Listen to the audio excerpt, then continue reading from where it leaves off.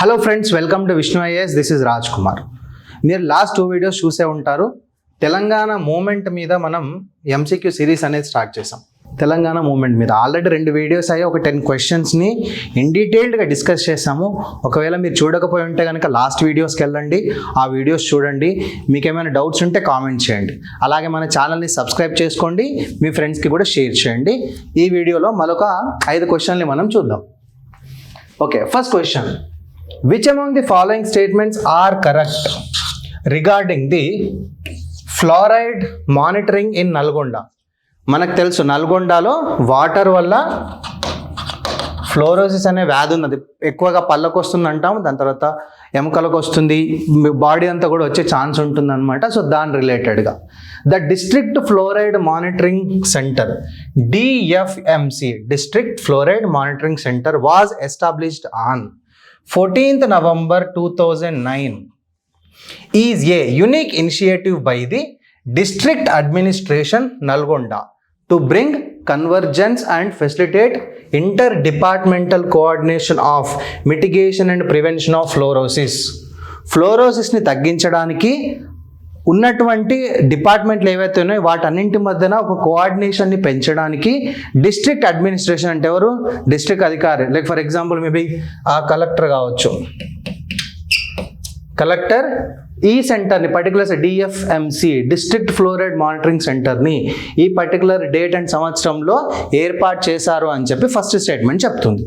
Next, over 19 lakh population of Nalgonda are at risk because of the high concentration of fluoride found in ground water. భూమి నుండి వచ్చే నీటిలో fluoride అనేది ఎక్కువ percentage ఉండడం వల్ల 19 లక్షల మంది ఈ పర్టికులర్ థింగ్కి బాధితులై ఉన్నారు అని చెప్తుంది. So which one is correct? Just think, ఆలోచించండి. See the answer is b. First తప్పు అని చెప్తున్నారు. November 14, 2009 అని చెప్పారు. కాదు, అది November 14, 2013 is the correct answer. Other than that everything is same. Fluorosis ఒక public health problem is caused by excessive intake of fluoride through drinking water over a long period of time. ఎక్కువ రోజుల పాటు మనం తాగే నీటిలో కానీ ఇంకా వేరే పదార్థాల ద్వారా అయినా సరే ఫ్లోరైడ్ కనుక మనం ఎక్కువ తీసుకున్నట్టయితే ఫ్లోరోసిస్ అనే వ్యాధి వచ్చే ఛాన్స్ ఉంటుంది. అది డెంటల్ ఫ్లోరోసిస్ కావచ్చు, స్కెల్టల్ ఫ్లోరోసిస్ కావచ్చు, నాన్ స్కెల్టల్ ఫ్లోరోసిస్ కావచ్చు. ఓవరాల్గా 19 లక్షల మంది దీనికి ఎఫెక్ట్ అవుతున్నారు అని చెప్పి ఇది చెప్పడం జరుగుతుంది. ఓకే, నెక్స్ట్ క్వశ్చన్ చూడండి. Which of the following pairs are correctly matched?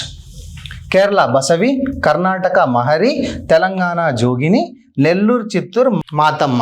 అంటే దేని గురించి మనకు చెప్పాలనుకుంటున్నారు? జోగిని సిస్టమ్ గురించి.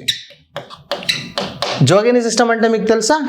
ఎవరైతే నిమ్న కులాల అమ్మాయిలు చిన్నపిల్లల్ని వాళ్ళకి ఏం చేస్తారనంటే భగవంతునికి పెళ్లి చేస్తున్నాం అనే ఉద్దేశంతో ఊర్లలో ఉన్నటువంటి దేవుడికి పెళ్లి చేసేసి వాళ్ళని గుడికి మాత్రమే పరిమితం చేస్తారు. గుడికి మాత్రమే పరిమితం చేసి వాళ్ళని సెక్సువల్గా ఎక్స్ప్లాయిట్ చేస్తున్నారు అనేది ఓవరాల్గా ఈ జోగిని అనే కాన్సెప్ట్ అనమాట. ఈ జోగినీస్ని వేరే వేరే ప్రాంతాల్లో వేరే వేరే పేర్లతో పిలుస్తారు. ఓకే, మన తెలంగాణలో జోగిని అంటాం. అలాగే నెల్లూరు చిత్తూరు సీమ ప్రాంతంలో వాళ్ళని మాతమ్మ అని కూడా పిలుస్తాం. అలాగే కర్ణాటకలో, కేరళలో ఏమని పిలుస్తారు? కర్ణాటకలో బసవి అని పిలుస్తారు, కేరళలో మహరి అని పిలుస్తారు అనమాట. సో ఈ డిఫరెంట్ నేమ్స్ ఏవైతే ఉన్నాయో అవి గుర్తుపెట్టుకుంటే మనకి ఆన్సర్ అనేది తెలిసిపోతుంది. సో ఇక్కడ మనకి 3 and 4 కరెక్ట్ కాబట్టి option B is the correct answer. With వేరే వేరే ఏరియాలో వేరే వేరే పేర్లే ఉన్నాయని మనం ఇక్కడ చూద్దాం. Jogini is a woman dedicated to the temple deity in the name of religious tradition, but later subjugated to social and sexual exploitation. చెప్పుకుందే మనం. The system was prevalent in Telangana, Andhra Pradesh, where young girls, mainly from the Dalit communities, were forced into a life of servitude and the guise of religious practice. మనం explain చేసుకున్నాం already. జోగిని సిస్టమ్ని వేరే వేరే పేర్లతో పిలుస్తారు. కేరళలో మహరి అంటారు, అస్సాంలో నాటి అంటారు, మహారాష్ట్రలో ఆరాధిన్ మురళి అంటారు, కర్ణాటక రాయలసీమ ప్రాంతాల్లో బసవి అంటారు, ఆంధ్రప్రదేశ్ తెలంగాణలో జోగిని అంటారు, నెల్లూరు చిత్తూరు లాంటి ఏరియాస్లో మాతమ్మ అంటారు, రంగారెడ్డి అయితే కనుక అంబాబాయ్ అని పిలుస్తారు. వేరే వేరే ప్రాంతాల్లో వేరే వేరే పేర్లతో పిలుస్తారు. సో మనకి అంటే మూమెంట్ అనే కాదు, సోషల్ ఇష్యూస్లో కూడా ఈ జోగిని అండ్ దేవదాసి సిస్టమ్ అనేది వస్తుంది. కాబట్టి గుర్తుపెట్టుకుంటే మనకి ఒకవేళ మెయిన్స్ ఆన్సర్ వచ్చినా సరే రాయడానికి ఛాన్స్ ఉంటుంది. Next question, which of the following are correct regarding the one man commission formed in 2010 2010లో ఏర్పాటైనటువంటి one man commission to study the practice of Jogini in the united Andhra Pradesh. ఇప్పుడున్న ఆంధ్రప్రదేశ్ కాదు, 2010లో ఉన్న ఆంధ్రప్రదేశ్లో వన్ మ్యాన్ కమిషన్ అనేది ఏర్పడింది జోగిని సిస్టమ్ని స్టడీ చేయడానికి. దాని గురించి మనకి కొన్ని స్టేట్మెంట్లు అనేవి ఇచ్చారు. First statement, headed by justice Raghunatha Rao, headed by Justice Raghunath Rao, appointed by the undivided AP government by the then Chief Minister YS Rajasekhar Reddy. YS Rajasekhar Reddy గారు 2009లోనే చనిపోయారు కదా. తర్వాత రోషయ్య వచ్చాడు, రోషయ్య ఒక 1 year ఏమో ఉన్నట్టున్నారు. ఆ తర్వాత కిరణ్ కుమార్ రెడ్డి వచ్చాడు. Okay, so first statement is wrong. The commission estimated that 80,000 మంది జోగినీస్ ఉన్నారంట. దాంట్లో తెలంగాణ నుంచి మాత్రమే 50,000 మంది ఉన్నారంట. అంటే తెలంగాణలో ఇది చాలా ఎక్కువగా ఉంది. The commission recommended that to provide 2 acres of fertile land, పంట పండించుకోవడానికి వీలుగా ఉండే 2 ఎకరాల భూమిని with water and electricity and government జాబుల్లో 2% రిజర్వేషన్ అనేది ఈ జోగినీస్కి ప్రొవైడ్ చేయాలి అని చెప్పి రికమెండ్ చేయడం అనేది జరిగింది. The first wrong, so second and third or correct. చూడండి, 2010లో రఘునాథరావు కమిటీ వచ్చింది. 80,000 మందిలో 50,000 మంది తెలంగాణ నుంచి ఉన్నారు. ఏపీ గవర్నమెంట్ నియమించింది బై ఎన్ కిరణ్ కుమార్ రెడ్డి 2010లో. దెన్ చాలా రికమెండేషన్స్ ఇచ్చారు. దాంట్లో 2 ఎకరాల భూమిని ఇవ్వాలి, 2% రిజర్వేషన్ ఇవ్వాలి అని చెప్పి కూడా రికమెండ్ చేయడం అనేది జరిగింది. ఇది కాకుండా వాళ్ళని పోషించడానికి, లేకపోతే వాళ్ళ ఆర్థిక స్తోమతను కానీ సోషల్ స్టెబిలిటీని కానీ పెంచడానికి వాళ్ళకి మిగతా ఇంకా ఇతరత్ర వెల్ఫేర్ స్కీమ్స్ ఏవైతే ఉన్నాయో అవన్నిటిని కూడా ప్రాపర్గా అందించాలి అని చెప్పి చెప్పడం జరిగింది. Next fourth question, which among the following statements are correct regarding the intensive household survey of Telangana 2014. KCR గారు 2014లో అధికారంలోకి రాగానే ప్రతి ఇంటికి వెళ్ళి ఒక సర్వే కండక్ట్ చేయడం అనేది జరిగింది. ఎందుకు అనంటే ఆ ఇంట్లో ఎవరున్నారు, ఎంతమంది ఉన్నారు, వాళ్ళు ఏం చదువుకున్నారు, వాళ్ళ డబ్బులు సంపాదించే రీసోర్సెస్ ఏమున్నాయి, పొలం ఉందా, జాబ్ చేస్తారా, ఇంకోటి దాని తర్వాత వాళ్ళకి రేషన్ కార్డు ఉందా, ఆధార్ కార్డు ఉందా, ఇవన్నీ కూడా గ్యాస్ కనెక్షన్ ఉందా, ఇవన్నీ కూడా తెలుసుకోవడానికి ఒక ఇంటెన్సివ్ హౌస్ హోల్డ్ సర్వేని కండక్ట్ చేశారు. దాని గురించిన మనకి 3 స్టేట్మెంట్లు ఉన్నాయి. Survey conducted by Telangana government in August 2014 has entered in to the Guinness book of records. కాదు, లిమ్కా బుక్ ఆఫ్ రికార్డ్స్కి ఎక్కించడం జరిగింది. The exercise has involved 4 lakh government employees who covered over 1.09 crore households. 1,09,00,000 హౌస్ని ఒక సింగిల్ డేలో బిట్వీన్ 10 AM to 10 PM అంట. ఈ time తప్పు.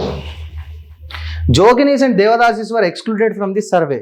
Only Joginis are excluded from this survey, not Devadasis. So all are wrong. Which one is correct? None of the above is correct. Chuddam answer lo. Survey conducted by Telangana government in 2014 August has entered into Limca book of records. The exercise had involved 4 lakh government employees, covered 1.09 crore households in a single day between 7 AM to 8 PM. మీలో ఎంతమంది వెళ్ళారో అని తెలీదు, అప్పుడు నేనైతే వెళ్ళాను. 7 AM to 8 PM.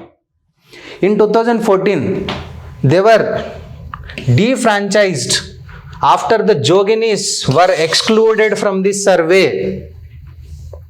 అది పెద్ద కాంట్రవర్సీ అయిపోయింది, జోగినీస్ని ఎక్స్క్లూడ్ చేయడం అనేది. సో ఇవి దీని రిలేటెడ్ ఉన్నటువంటి ఇన్ఫర్మేషన్ అనమాట. Fifth question, which among the following statements are correct regarding the Pothuraju system.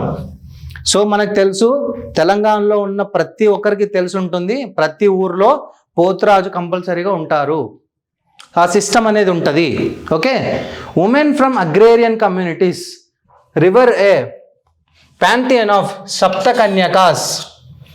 సప్తకన్యకాస్ అంటే సెవెన్ కన్యలు, ద 7 వర్జిన్ గాడెసెస్, 7 దేవతలు. And one of their brothers is Poturaju. One of their brothers అంటే వాళ్ళకి చాలా మంది అన్నదమ్ములు ఉన్నారు, వాళ్ళలో ఒకడు పోతురాజు అని చెప్పి ఇక్కడ వేయడం జరిగింది.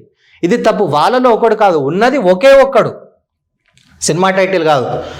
7 దేవతలు ఎవరైతే ఊరికి సంబంధించినటువంటి దేవతలు ఉన్నారో వాళ్ళకున్న ఒకే ఒక్క సోదరుడు పోతురాజు, ఎక్కువ మంది లేరు వాళ్ళకి. ఓకే.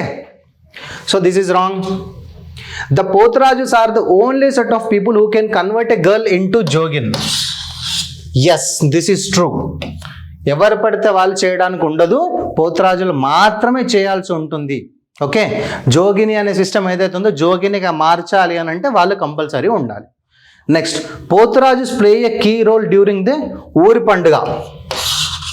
మన ఊర్లలో పండుగలు చేస్తాం, వర్షాలు పడకపోయినా వర్షాలు పడాలి అని చెప్పి ఊర్ల పండుగ చేస్తాం. మోస్ట్లీ వర్షాకాలంలో చేస్తాం, which is celebrated during the monsoon season, వర్షాకాలం, which is the season of epidemics and diseases and all the starting of sowing season.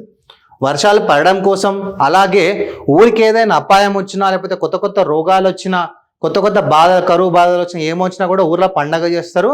ఆ ఊర్లో పండగ చేసినప్పుడు దాంట్లో కీ రోల్ ప్లే చేసేది ఎవరు? Poturaju. Okay.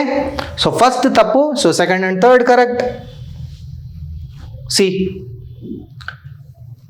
సప్తకన్యకాస్, the 7 virgin goddesses, 7 దేవతలు ఉన్నారు. ఎవరాలు?